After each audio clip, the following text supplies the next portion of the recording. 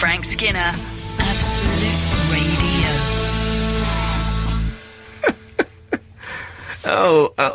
Hello. This is Frank Skinner, and I'm with Emily Dean and Holly Walsh.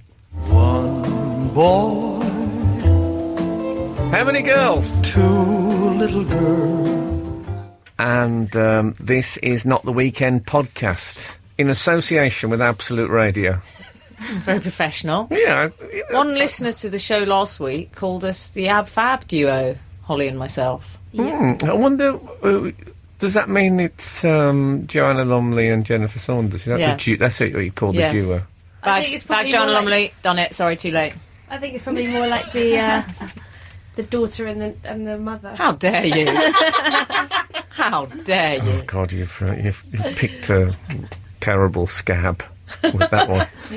And don't pick a terrible... speaking of beloved comedy duos, I see that Birds of a Feather is on the road. The most depressing theme tune in the history of theme tunes. Well, how does it go? What'll I do when you are far away? Oh, so depressing. Use a telephone. The trouble is, I am not getting the network coverage. She's lost the weight now. They both have. She has, yeah. They both have. Yeah, one of them did, and the other one said, well, if she's doing it... What are you speaking? I can't hear you. I'm talking straight into the thing. No, you're not. You're doing that thing when you talk round the side of the microphone. Don't have a domestic... I don't think I am I? Okay. Well, just if you say something funny and no one hears it, don't come crying to me. That's all I'm saying. Just trying to help you in your career. Now, you look like... You know when a dog looks... When you try and give a dog an ice cream and they look round the side of the cornet at you. You look like that. You never give a dog ice cream? No. Well, What do you mean they look round the side of a cornet? They'll look round the side, and often they'll just take the outer ice cream. They're not prepared to dig deep. You know that with the ice cream in a cornet, there's a sort of iceberg element, the 2/3 being below the surface. Right. And dogs seem to... the dog, anyway, actually my dog, one dog, Shit. just used to lick it flat and then look round the cornet like it wanted another raised ice cream. Yeah. Yeah. More Dream on. dog-based Midland Tales next week. Thank you very much. So, anyway, I was watching Pauline Quirke and Linda Robson, and what was the woman next door called? Doreen. Oh, my lookalike. Dorian. That's who I most fear becoming. Yeah, what's she? Dorian from Birds of a Feather. Leslie Joseph. Oh, very good, Frank. Leslie Joseph. So, I was watching them, and they showed some clips from the series, and they showed a clip of Linda Robson and Pauline Quirke in bed, talking, sitting in bed. And it came back... Taking a strange turn, the show. And it came back to Pauline Quirke, and she said, oh, God, we had such a giggle doing that scene. And I thought, I've never been less surprised by a piece of behind-the-scenes information in my life than the fact that you two had a bit of a giggle doing that scene. And I switched the programme off. I thought, if you're not going to tell me anything I don't know, what's the point? You tell those birds.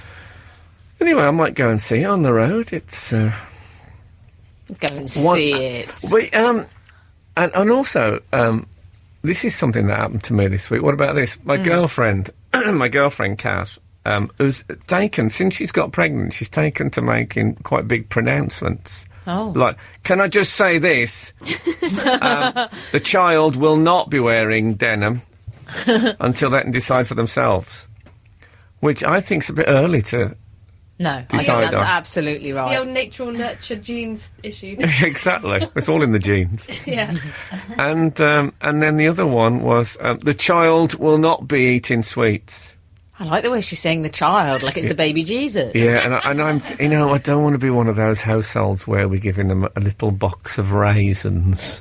Oh, wooden toys for Christmas. No. To me, that's what's gone wrong with the country, the little box of raisins. It's the flip side of Broken Britain. You know, it's child sitting alone in a flat playing with dog excrement versus child who calls their parents by their first names eating little box of raisins. You're talking to two people who will probably definitely brought up on little boxes of raisins. Yes. Sorry, I can't hear you. Can you say that again? Well, I'm talking straight into the microphone. Am I doing it wrong? No, it's all right. You'll just be like. Oh, it's like being with Pauline Quirk and Linda Robson on set again. I'm just trying to we didn't help. have a giggle. I'm trying to help. That's what I'm trying to do. It sounds like there's a neighbour next door. You know when you hear a row happening next door? I'm the Dorian. That's better. That's next Dorian. Yeah, no, Holly, I feel confident you would have had what I call a raisins childhood. A raisin detra. I had a raisins childhood. I think Holly was allowed one raisin a day out of the box, which she had to reuse. Yeah, that's for sure. With her, let's call her parents thrifty. That's where I'm going with it. So anyway... so what were her other pronouncements? Well, her then? new one, she was reading the paper and she said to me, if you ever become generally regarded as a national treasure, I'm going to have to dump you. Oh, God. Now, this is a conversation I imagine not many couples have. But I don't know what... I think the chances of me being regarded as a national treasure are slim. Okay. But I know what she means. I have taken again anyone called a national treasure. I saw an advert for a film called Best Exotic Marigold Hotel. I've seen that ad. Yeah, and it said includes 3 national treasures. Oh. And I thought, forget about it. Yeah, but you don't know, the Crown Jewels might have been in it. Staffordshire Hoard? The Staffordshire Hoard and the Elgin Marbles. Well, I don't know if we can claim that as a national Well, unfortunately, I'm sure we do. With that exotic Marigold Hotel, I've seen that self-same ad. And I have to say, Frank, I just think when it's woman of a certain age national treasure, it is giant womanly scarf tied around the body, arranged around the body in some way. Yeah, it is that. I think any national treasure has something profoundly middle class about them. You don't really get working class national treasures. I think one of the measures, if you can imagine someone when they relax at home, they have a glass of wine and listen to classical music, they could become a national treasure. Yeah. That's what I think. I don't know if you're right. Because I'd say that, what's his name? That comedian, that Scottish comedian, Billy Connolly, was pretty much a national treasure. No one would he's just ever an say irritant. he was a national... They'd say he was popular. They might say he was an He's just irritant. an irritant. I think he's popular. I've never heard him called a national treasure. Really? I'd say he was borderline. I'd say he's north of the borderline. No, I don't think... I've never heard him. Stephen Fry is the classic national treasure. Oh, he's a national treasure, yeah. He's a national treasure, all right. Yeah. David Attenborough, Yes, he's national another treasure. one. Again, middle class. Patrick Moore, all your favourites, Frank. It's your idea of a dinner party. Patrick Moore isn't a national treasure. I just like saying the name to see the reaction it inspires. What about Tom Jones? No, I don't think No, he's so. just promiscuous. I don't think he is anymore. No, he's not anymore. He's admitted it, though, so it's allowed. No, we can say he was up front about Linda it. was fine about it. What about Sandy Shaw? Sandy Did she Toksvig. sing? Sandy Toksvig. She's a national treasure. She's definitely- Danish, in my house. isn't she, though? She's not really Danish. Isn't she one of those people who's got a bit of Danish blood and claims it's more exciting than being English? Everything is. No, I think she is actually Danish. Yeah, right. Oh. Is she double underlined? Does she watch The Killing? I That's don't the know. test. She does smell of bacon. I've met her. Now you come to mention it. Anyway, yeah, she's an NT. But what about Sandy Shaw? Did she sing Puppet on a String? Yeah. See, No. she won Eurovision, and she's also a practicing Buddhist. For me, that's what a national treasure should be. Someone who can combine conflicting talents like that. So She's she'd married be to my she'd be my nomination. ex-therapist. She's married to your ex-therapist. Yes, she is, I yeah. love that story. This is like 7 connections of Sandy Toksvig's bacon, There you whatever go. it's called. What's it called, that Kevin Bacon thing? Oh, 6 degrees. Oh, okay, fair enough. Any offers for a new national treasure? Well, I'm going with Sandy. Is are you going to go Sandy? Is he- Beckham an NT? Now, you see, that's because he's working class, so he wouldn't get it. I'm not sure you're right. Okay. Well, you haven't managed to name one yet. Yeah. You had a crack at Billy Connolly, it fell flat. What about... I'm going to go Alan Bennett. Yeah. Or any of the two Ronnies or... Morgan Wise. Alan Bennett, I'll give you as a national Oh, treasure. thank you, Frank. But he is, I would say, a classic victim of embourgeoisement. Oh dear, how dare The you? fact that you use that word makes it means that you are too. So I could become a national Yeah. treasure at some point. Yeah. I don't know what I'd have to do to pull that off. if I married Princess Beatrice, I think I could start moving into the National Treasure area. But the good thing about that is then you would get dumped by your girlfriend on 2 levels. 1, because you'd become a National Treasure, and 2, because you'd married a member of the royal family. Yeah. I think I've always felt, and I know relationships are complicated and nothing, nothing's black and white, but I've always thought that if you marry a member of the royal family, it's all right to split with you then, because I think you've declared your interests elsewhere. Sort of like turning. Besides, I can't really marry her now. I've become a Marxist. No, that's true. I'd feel like a hypocrite. You see, you've said that you think Anne Widdecombe is trying to become a national treasure. Yes, well, there's no worse sight than someone trying to become a national treasure. That is, she thinks to herself, "Oh, I am so close now to national treasure." I bet she's on Google Alert for her name to see if she's referred to as a national treasure. It's like those girls at school who think they might have a chance of being head girl, and they just start acting very differently. I think she's similar. She thinks she's got a chance of... That was you, wasn't it? No, I can tell by the way you said that. That was you. Not It's me. make you a bad person, Holly. No, I wasn't, though. You're allowed to aspire. Yeah, but I Cat didn't... can look at a queen. No, I didn't. Can I ask you, were you in what I call the pretty team at school? No, Oh, see, I would have thought you would be. no. Okay. I was goalkeeper. Oh, yes, I'm getting a picture. Very good I picture. don't think we need anything else on that particular one. I wore a helmet. I had a head brace for a good few years after anyone else. Did you? And then after that, I had what looked like a sort of Chelsea smile because of the sort of scarring off the head brace. And then I just became What is a goalkeeper. Chelsea smile?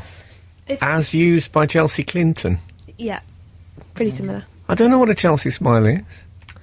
I don't know how much we can go into it, but isn't it like when people sort of, it's a gangland move where you cut someone's cheek so that when they like open their mouth to scream, it's I like Holly's gangland experience. I know. Yeah, who'd have thought that? it's to quite look a at her? gruesome. She's in with the firm. They I sprung think- her from the mall. Is she G? What does G mean? Gangster? Gangster. Oh right, yeah, Gangster. I'm totally. Is you G. gangster, Holly? Yes, I am. Okay, fair enough. Let's ask that question. Are you? No, I'm not. I'm gangster. Glad we've cleared that Are up. you, G? Very much so. Oh, great, wonderful. I turned down some free frozen yoghurt this week. Oh, big wow. I was passing a frozen yoghurt shop, and this bloke was standing outside, and he said, "Come and have a free sample of," not because he recognised, he's just saying it to people. "Come and have a free sample of frozen yoghurt." And I said, "No, thanks." And he said to me, "But it's free. It's just free." Like I'd outraged him in some way. And there was a thing, it reminded me, there was a thing in the paper about people, what it said, the headline said, people turn down free money. Oh, yes, I saw that. I don't know if you read the small print on that, because it said people were offered free money outside a coach station or something like that. But then it said... Are you going to say something rude about people in the coach section? No, I'm going to say... I'll leave that to you. Okay. The sign actually said that you get free points redeemable against future purchases for customers who book their tickets online. That doesn't sound like free. It's too complicated. Yeah, that's an effort. Too many conditions. If they were handing out £10 notes or whatever. There was, I think it was the K Foundation. I think it was them. Did you hear about this? They used to be KLF. Oh, yes, I know them, I think yeah. they did a thing where I think it was them, I might be wrong, but they went to Liverpool Street Station and they had like £1 million or a ridiculously large amount of money, and they just threw it off the balcony, and everybody, and filmed the reaction of like rush hour people trying to grab hold of the money and stuff. Did you ever remember No, that? but I must destroy that tape. I didn't know it was still knocking around. It's quite expensive cost of the day shooting. Isn't it? £1 million. It might not have been $1 million, but it was certainly a hell of a lot of money. It was all in £8. £5 notes. It was, yeah, £8. They just threw some coins off. Well, they just picked people off with pound coins. Oh, I don't like the idea of people scrambling for money like that. Seems wrong. No, not in public. But Yeah, would you trust someone? Do it if they- in the privacy of a bedroom, is what I say. fair enough. Would you trust someone if they came up to you and offered you, just said, "Do you want this 20 quid?" Well, to be absolutely honest, if it really looked like 20 quid, I would take it because I would think I can always pass this off as 20 quid. And I would turn a blind eye to the illegality of that. Is it illegal to give out money, though? I think it's illegal if you suspect you've got a counterfeit to hand it on, surely. But I don't care about that. It's a risk I'm prepared to take for 20 quid. I'm sure that there's loads of money that goes through the system that is counterfeit and you have absolutely no idea. Well, I'm not sure. But you see, if a bloke came up to me in the street and started offering me money, I'd have to take a serious inventory of my wardrobe, I think. I'd panic, rather, yes, if blokes were offering me money. It's a different argument, but I'd take it, I think. Somebody said it's I'd free always money. be suspicious. Trust no one, that's our family motto. Well, I think it's probably, you'd expect it to be a scam TV programme or something, Yeah, wouldn't you? That's what people do nowadays, though. That's the really weird thing, that any time something unusual happens, you sort of look for the cameras. That's the first thing you do. Especially in my job, where I work around cameras. I saw the most... What, you're in Dixon's now? Yeah, I've done that. It's gone well. I saw a guy talking about people trusting people. I saw a man on the train a few months ago. I was getting the train down to Surrey, and I got on at Waterloo, and there was a man on the train with a homemade badge that said, "Wake me up when we get to Guildford." And he was... It's a Green Day song, isn't it? Yeah. And he was, he sort of settled down to sleep when the train pulled out. You're really relying on people to not think it'd be funny to let you keep going, because after Guildford, that's a really good joke at his expense. But I'm not happy with that as a general attitude. Right. It seems to me, you know what JFK said? Don't ask what your country can do for you. Ask what you can do for it. And isn't he sort of saying that he's laying the responsibility for his doings on the other travellers? You think he's being presumptuous? I think he is... I mean, he's being drunk. He's is what he's being. Like clever drunk. He's releasing a grip on his own destiny, for a start off. And also he's putting a responsibility on people who need that in their life. If I'm sitting opposite him, he wakes up after Guildford and says, "Hey, why didn't you wake me up when I got to Guildford? Suddenly, what have I done wrong exactly?" Well, no, but I mean... I wish I'd had a urinate on me badge that I could have put on him. And maybe then he'd have thought twice about his badge-based slumber. I think with this story, there's a key detail that I need to know here. What age is this man? If he's 24, that's adorable. If he's about 64, that's disgusting. Why? It makes my skin crawl. Why? Because I just think those are kind of youthful japes, which It's is not fine. a jape. He was serious. He'd clearly... Well, that's even worse then. He's It's not clearly even a fallen joke. asleep and Don't woken up at argue, girls. Portsmouth. Do you think perhaps he was a narcoleptic? Oh. Well, we never even thought of that. No. I hope you feel bad. Yeah, that were taking the laying mickey into- out of a narcoleptic, and he just drops off. on The occasion. age thing bothers me. Well, we Why? all know that, but Well- in this instance, that bothers me. I feel better now that I know he's an old man. Do you? Because I think perhaps it's hard to stay awake because there's nothing's interesting. The older That's I what get, happens with the elderly, isn't it? I once fell asleep on a tube. It was very... You know when you get that, it's cold and it's sort of... And you're tired and you get on the tube and it's nice and warm and lovely, and I fell asleep on a man's shoulder, and when I woke up I Hold it. On a man's shoulder, Yeah, a stranger. Yeah, I fell asleep and I'd sort of... Were you in a parrot costume? No, I accidentally rested my head on his shoulder. Okay. And when I woke up I'd sort of slid down his chest. Oh, dear, And I don't I know where was- this is and going. Ollie! He'd got a book out. Oh, I bet he did. Is that what you call it? Oh, I don't like the sound of this, Holly. And when I woke up, I was so embarrassed. But the only way out of it was to sort of style it out and pretend I knew him, because it looked so awful to everyone else that I'd fallen asleep on a man's crotch, Oh, a strange man's crotch. no. But the fact that he didn't wake me up at any point. No, what does that tell you? Oh, now he's to blame, is he? Well, if it's Frank's system, then yes, it wasn't Frank. If I it had didn't been me, I think I'd have put a full-face balaclava on you. I like that it's now Frank's system as well. Frank Skinner. On Absolute Radio. Absolute Radio. I wore a badge recently, with a cowboy on it, and it was on a birthday card. You know when you get a birthday card with a badge on it? Yeah, I'm just thinking back. Yeah, I can remember that. Yeah. And someone sent me one, and it didn't have the number on it, just had a picture of a cowboy in, Stetson and neckerchief. Oh, yeah, chaps. Yeah, and it was just Head and Shoulders. So I've always been a fan of the Wild West and all that it involves, so I thought, I'll wear that badge. So I put it on my overcoat, and Kath said, you're not going to wear that badge, are you? And I thought, well, what are the alternatives? I could say, no. I'd see if it fitted. And I said, yeah. She said, oh, that's pathetic. I said, what? She said, anybody who isn't a child who wears a badge, it's just pathetic. And I have to say, I took it off. Did you? I lost faith in it. I like you became like a surrendered wife. I know I have. That's what's happening to me.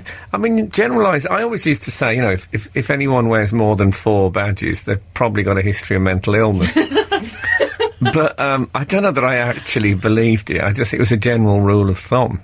The last time I wore a badge was Thompson Twins, which gives you an indication as to how long ago that was. Yeah. Well, it was. You mean the band, not the. Oh yes. The Tintin character. Well, I don't see why. I bet you'd wear a badge, Holly, wouldn't you? I'd dabble in badges. Don't have a problem with it. What would you go for? Well, sometimes my friends do shows and they give out badges, so I wear them as a sign of allegiance. Yeah. And I think badges is you can go to Topshop and buy jackets which have badges attached. I mean, there's no unpinning involved. They're already sewn onto it. They're a fashion statement. Maybe it's an age thing. I don't know. I went to a meditation commune once, and you could wear a badge called. It just said on the badge "Silence in Progress," and it meant no one could speak to you. You were just being silent. Well, that's like Baby on Board. Yeah, but it was bad. It's great. No one. You just left. You can be amongst people, but no one wants you to speak at all. It's brilliant. I tried to get that just with scowls. Scowls. I just scowl at people and hope they get the same message. Scowl. Yeah. Oh. Okay. I remember the CND badge was very big. Oh God. On a tweed jacket. Very Mark Thomas. I think didn't Damon Albarn? Didn't he have one on at the Brits? Very probably, and a Doc Martin boot. It's looking a bit like a clown. I imagine he's extremely pro nuclear weaponry and all the horrors of war. Damon Albarn? Yeah. Do you think he has that look about What about him? the cheesy bassist? I bet he's a bloke man. who's got a groaning bookcase of Vietnamese war atrocity books. Just from the look of his slightly pinched, handsome but pinched, slightly pinched face. That's him anyway. He's on the list as well. Now, Frank, you know what I want to talk to you about? Is What? your how are you getting on with your you've got HD, haven't you? No, I think it's just a heat rash. Well, because I don't know if you'll be watching the Olympics. I would imagine you will be. But the BBC have announced they're going to be showing some of the coverage in 3D. Well, I've got a 3D telly. Have you? Oh, that'll be good for you then. Everyone's got a 3D telly. No, some people have got a flat screen. Still 3D. Well, is it? Have you been Is it flat? The birds of a feather are back. Have you been asked to do any commentating? Funnily enough, no. Frank doing commentating. Well, or do a song for the Olympic team or something? They asked me if I'd do a bit of sweeping in the hurling. But is it hurling or curling? Curling. Oh, let's call the Hurling whole something thing else. quotes. No, I look forward to seeing it in 3D. That would be. Imagine watching, say, the long jump. If the camera is straight on, so they run and then they kind of jump. I mean, that'd be. I might actually get a small sandpit underneath the telly. That's good. Just in case. If you want, I could come sort of sit underneath it, and then as he jumps, I could just throw sand in your eye. That'd be. Would you do that? Yeah, of course. Do you have to Okay. wear the glasses though? Oh, you have to wear the glasses. I'm imagining that they'll come up with a design based on the Olympic rings. So two be good. of them will be the lenses, and then there'll be 3 rings on That would top. be great. For the gymnastics, they could be on 2 ropes. Oh, that'd be the good. glasses, and then you have to have them dangling, and you have to look Oh, through them. particularly the men's pommel horse, one of my favourite events. Or the pommel. Oh, it's quite an eye-opener, that one. Yeah, I tell you what I spent a lot of time at the Olympics. I tell you what I like about the pommel is The towel. the undersole straps Yes. on the leggings they Like a wear. onesie, Frank. Yeah, but Like stirrups. yeah, but I've often wondered why people don't go in for those more. You see girls wearing them, but you never see blokes with an undersole strap on trousers, and it keeps them down and I neat. love those cream... They're not really slacks, are they? They're more the sort of pommel Jodhpurs. outfits. Jodhpurs. Yeah, they're sort of jodhpurs, Holly. I don't know if they'd be classed as... I don't know what they are. I don't know the technical term for those white trousers that pommel horse people wear with the straps under the soles. There will be one. Leggings. Well, now you're just guessing, aren't you? Have you got any tickets to the Olympics? No. None? Did you enter? No. You're not interested? I'm interested, but I'm playing a game of celebrity roulette. Is that I'm thinking, as it gets near the Olympics, someone will write to me and say, do you want to come and watch some Olympic sports Yes. in our box? And then I'll go. Don't waste your time with anything stadium-based. Do, however, do check out the weightlifting, because there's nothing like that live. Really? Oh, it's an evening event. I've heard that Black the tie. synchronised swimming Very rises. nice. I saw the synchronised swimming team practising the other day. It was amazing. What, in the street? Yeah, they just do it in a car park. Right I've seen them do it. I've seen them do it in my local park in heavy dew. It's much easier. I've got table tennis tickets. Well, rather, Have you got tickets? yeah, my boyfriend has 2 tickets to table tennis, and we found out, 6 months ago. So obviously, part of me was like, we're going to have to stay together now for another year because I need to go to that.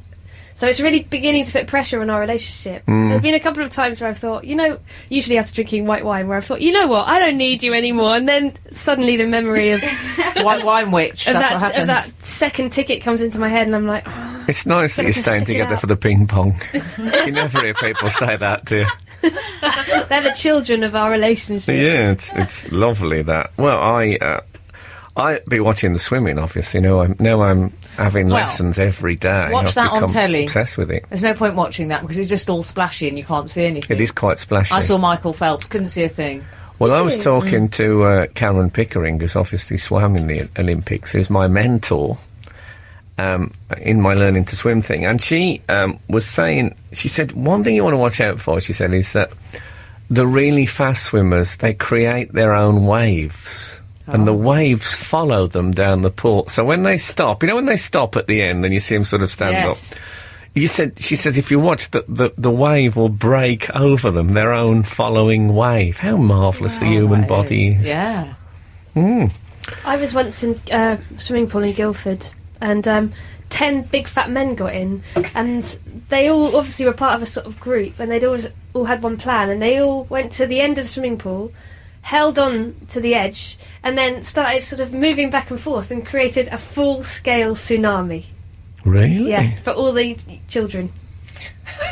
Oh, how thoughtful. Had the engine broken? Yeah, no, They we were didn't, brought we in didn't as- have a wave machine. Like when they have people brought in to clear snow. The wave machine is broken. They put out a thing on local radio, and 10 fat men turned up. Did it work? Yeah, it was amazing. BFM could do that on his own, Frank, on his own steam. I should say for new listeners, BFM is Britain's fattest man. Google him.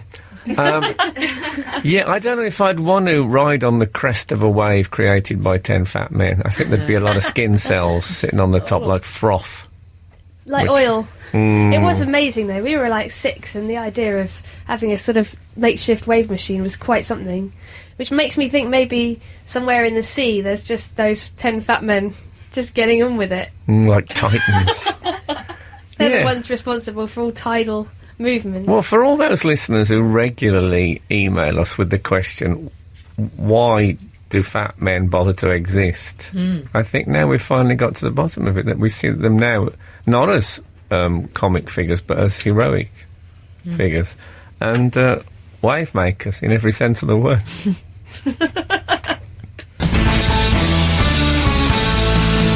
This is Frank Skinner, Absolute Radio.